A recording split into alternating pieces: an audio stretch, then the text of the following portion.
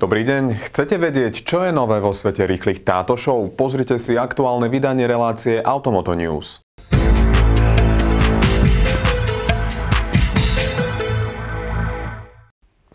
Mercedes oficiálne predstavil novú generáciu svojej vlajkovej lode. Novúčičká trieda S oproti predchodcovi narástla do dĺžky, šírky aj výšky o zo pár milimetrov, no vzdialenosť medzi prednou a zadnou nápravou zostáva prekvapivo nezmenená.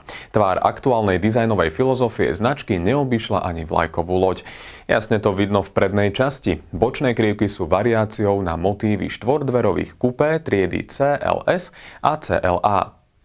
Trieda S prichádza s množstvom nových luxusných prvkov, keďže jej úlohou bude aj čiastočne suplovať skrachovaný Maybach. Okrem masážnych zadných sedadiel bude mať vyhrievaný volant a dokonca aj lakťové opierky. O komfort sa postará aj kamera, ktorá kontroluje kvalitu povrchu cesty. Keď rozpozná pred autom nedokonalosť vozovky, automaticky pripraví vzduchové prúženie na zvládnutie tejto situácie. Nový najluxusnejší Mercedes bude mať v ponuke 4 motory. Paleta siaha od naftového štvorvalca verzie S300 Bluetech Hybrid so spotrebou len 4,4 litra až po špičkovú verziu S500 s motorom V8 biturbo a spotrebou 8,6 litra. V Nemecku sa bude trieda S predávať od 80 000 eur vyššie.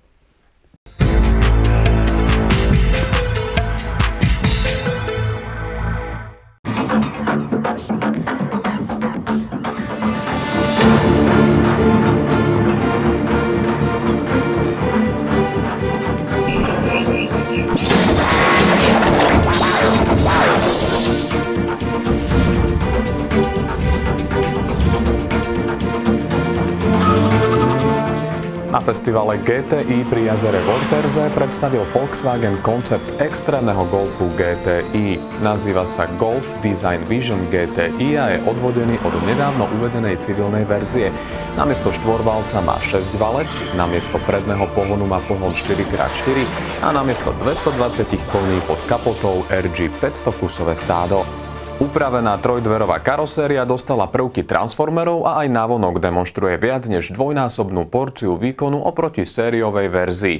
To, čo zovňajšok sľubuje, svaly pod kapotou aj splnia. Vďaka raketovému štartu prekoná 500-koňový Golf GTI hranicu 100 km za hodinu v priebehu necelých 4 sekúnd a ručička rýchlomera sa zastaví na čísle 300.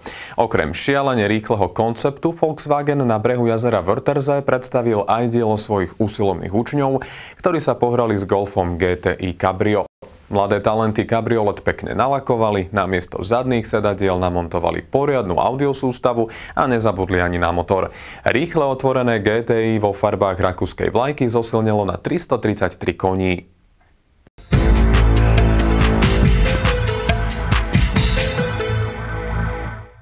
Pri Wörthersee sa prezentovali aj ďalšie automobilky patriace pod koncern Volkswagen. Škoda tu predstavila štúdiu Rapid Sport. Český liftback dostal agresívny bodykit. Zahŕňa výrazné rozšírenie blatníkov, odvetrávanie na kapote a kompletne nové nárazníky, ktoré zaujmú asymetrickou centrálnou výplňou. Škoda o tejto novinke nezverejnila žiadne technické detaily. Rapid Sport pravdepodobne zostane iba dizajnovým cvičením a do predaja sa nedostane.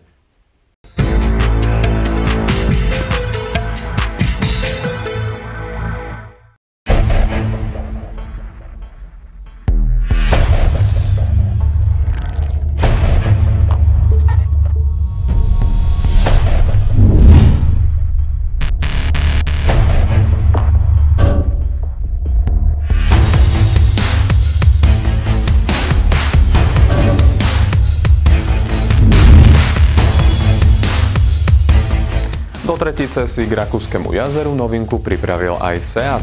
Vozidlo s názvom Cabraiser vychádza z 5-dverového Leonu.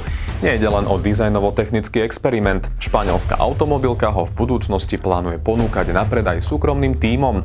Seat Leon Cabraiser dostal agresívne tvarovanú karosériu v pretekárskom vyhotovení. Má rozšírené blatníky a nárazníky. Dominantným prvkom je veľké prítlačné krídlo. Interiér obsahuje len to najnutnejšie. Škrupinové sedadlá, ochranný rám a ovládacie prvky.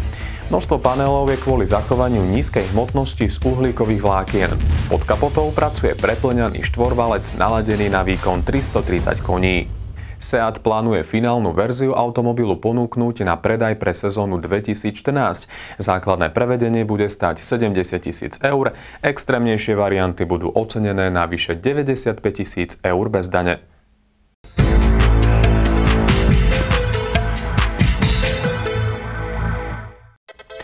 Do aukcie sa čoskoro dostane zaujímavý veterán. Modré Ferrari z roku 1965 bolo vôbec prvým automobilom slávneho Johna Lennona zo skupiny Beatles.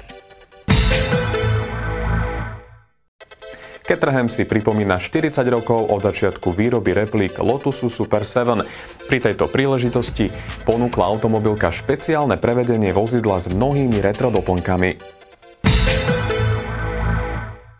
Jubileá sa dožívajú aj vytrvalostné preteky v Le Mans. Prvýkrát sa konali už pred 90 rokmi. Toto výročie si pripomína britská značka Bentley, ktorá pripravila exkluzívne verzie svojho kupé Continental GT a limuzíny Mulsanne.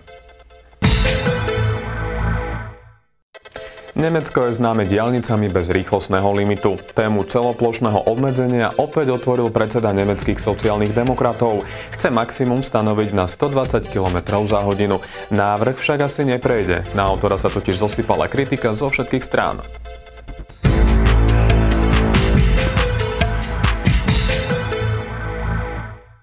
Septembrový autosalon vo Frankfurte je síce ďaleko, no už dnes spoznávame modely, ktoré na ňom budú debutovať.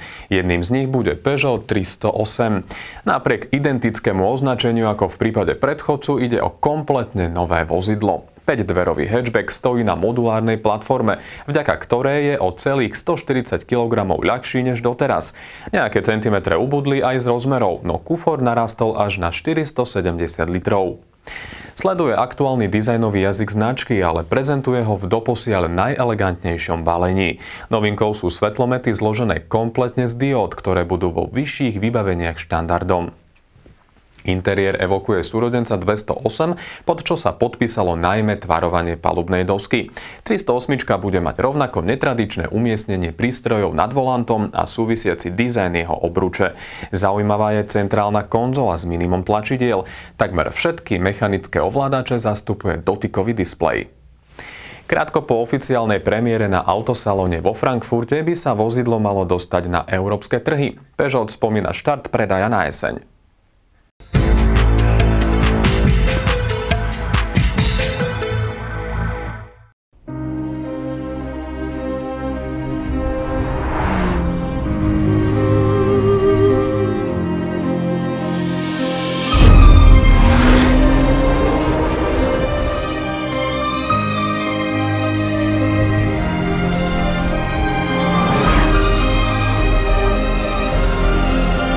Od premiéry prvého Porsche 911 Turbo prešlo už 40 rokov.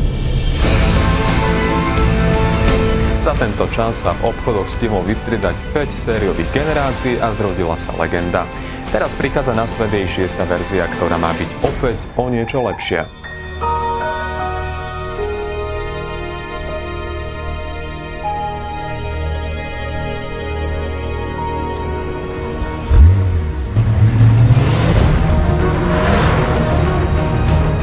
V porovnaní s bežnými modelmi aktuálnej 911 je turbo širšie. Pribrali najmä zadné blatníky, ktoré majú prídavné nasávanie vzduchu.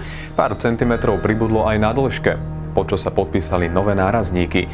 Vpredu je pohyblivý spoiler, ktorý je po výsuvnom zadnom krídle druhým aktívnym prvkom aerodynamiky. Turbo má navyše diodové predné svetlá, ktoré zdedilo po verzii GT3. Od tohto modelu prevzala novinka aj aktívne natáčanie zadných kolies, ktoré má ďalej zlepšiť jazdné vlastnosti. Všetky 4 kolesá roztáča preplňaný 6-valec s výkonom 520 koní. Vo verzii Turbo S má ešte ďalších 40 koní k dobru.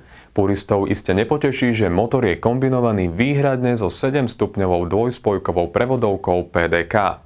Nové turbo zvládne zrýchlenie na stovku za 3,2 sekundy a dosiahne 318 km za hodinu. Za takúto dynamiku skombinovanú s každodennou použiteľnosťou a náležitou dávkou luxusu si záujemcovia pekne zaplatia. Klasický model bude stať v Nemecku 162 000 eur. Verzia Turbo S prekročí hranicu 195 000.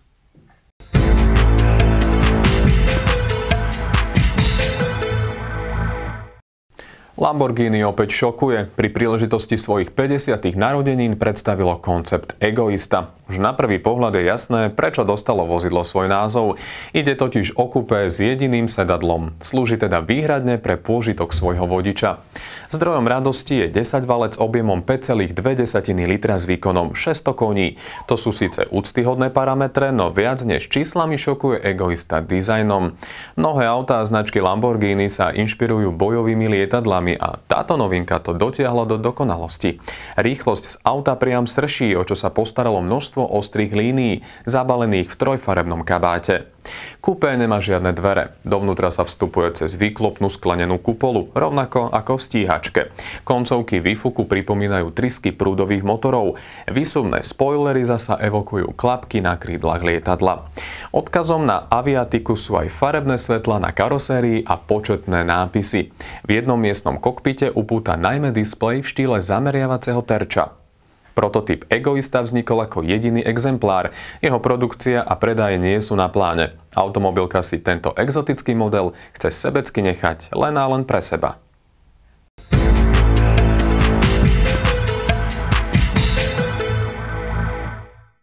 Vy viete, že už o pár dní sme s vami opäť pri ďalších automobilových novinkách. Majte sa fajn.